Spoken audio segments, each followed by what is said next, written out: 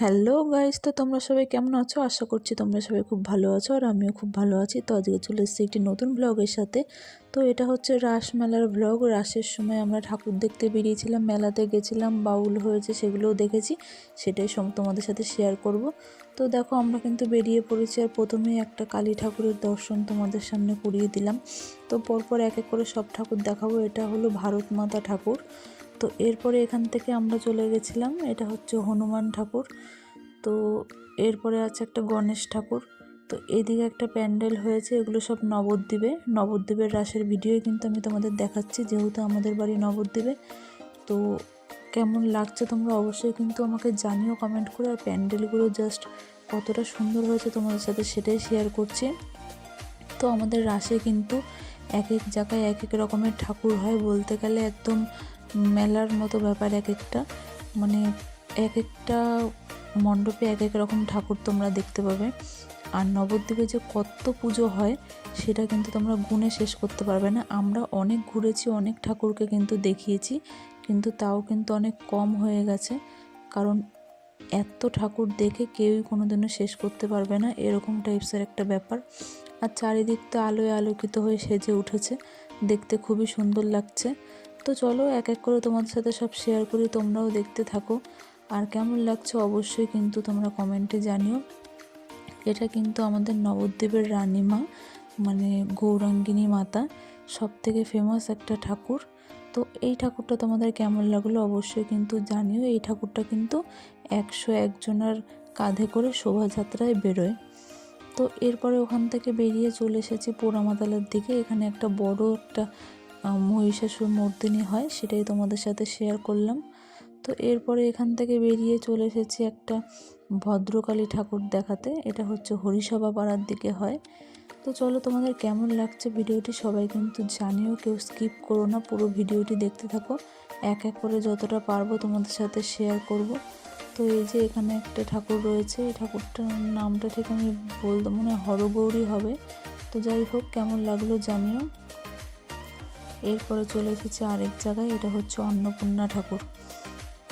তো এরপরে চলে এসেছি সব থেকে বড় শিব ঠাকুরটি দেখতে।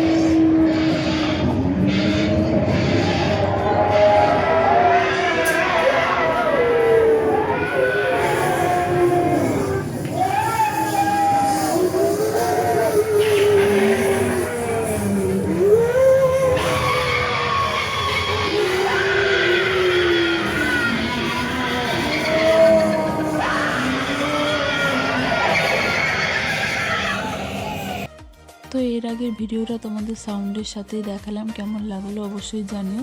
তো ওখান থেকে বেরিয়ে চলে এসেছে এই যে একটা প্যান্ডেল দেখাতে। তো এটা তো পুরো রাজপ্রাসাদের মতন দেখতে লাগছিল। তোমাদেরকে আমি ক্যামেরায় কতটা দেখাতে পারছি জানি না, তবে সামনে থেকে কিন্তু খুবই সুন্দর লাগছিল।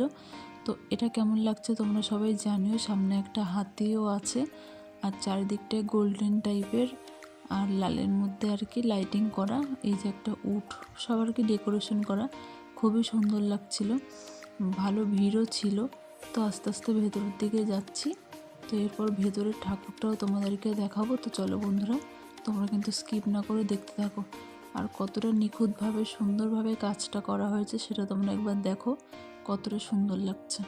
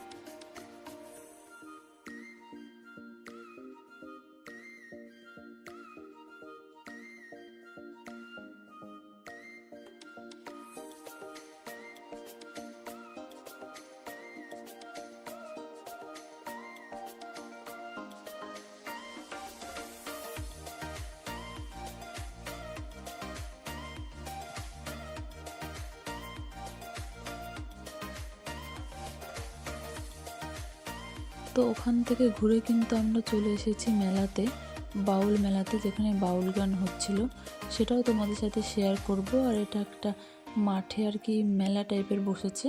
তো এখানে কিন্তু মহাপ্রভুর পুজো করা হয়। আর এই যে সব দোকানপাট যেখানে মেলা হচ্ছে সবটাই তোমাদের সাথে শেয়ার করব।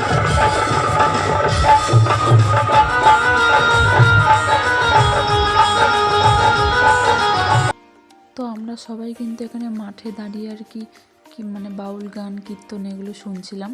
এরপর কিন্তু বেশিক্ষণ থাকবো না, এখান থেকে আবার বাড়ি চলে যাব। তো যেটুকুই পারছি তোমাদের সাথে শেয়ার করছি, দেখতে থাকো।